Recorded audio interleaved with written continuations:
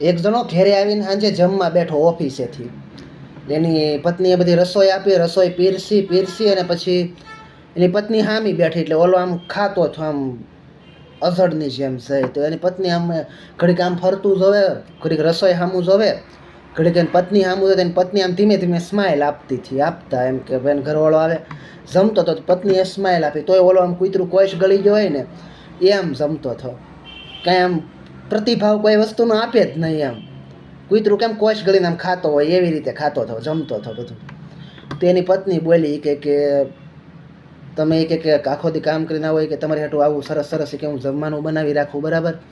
એમાં કે તમે કે આમ કે હા કૂતરો કોશ ગળી ગયો એમ કે આમ બટકા સાવો કે જેમ કૂતરું સાવતું હોય કેતકીનું સોટું એવું કે કરો તમે. કે એને કે આમ હું કે કેટલી કે સ્માઇલ આપું છું, તમે જરા કે મલકાવ તો ખરા કે નહીં કે હું રસોઈ બનાવું કે કેટલી મહેનત લાગે, મેં મહેનત કરી હોય આખી ત્યારે કે આ રસોઈ બને.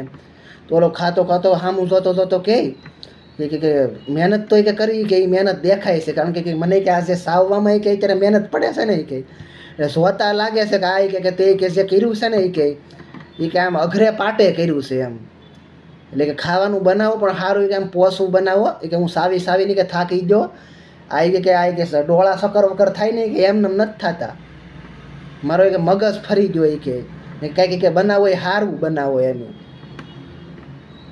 કે તું વિચાર એની પત્નીને કે તું વિચારી કે ખાલી તે તારે કે જેટલી મહેનત કે રસોઈ બનાવવામાં કરી કે હું મારે કે સાવવામાં કેટલી લાગતી છે, ખાવામાં કેટલી મહેનત લાગે કે તું.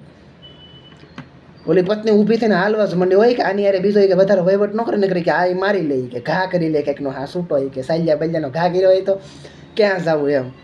એટલે અમુક હું પત્ની એવી અઝડ હોય ખાવાનું એવું બનાવે ને એમ કૂતરાને નાખો ને તો કૂતરાની બબે દાઢું પડી જાય તોય.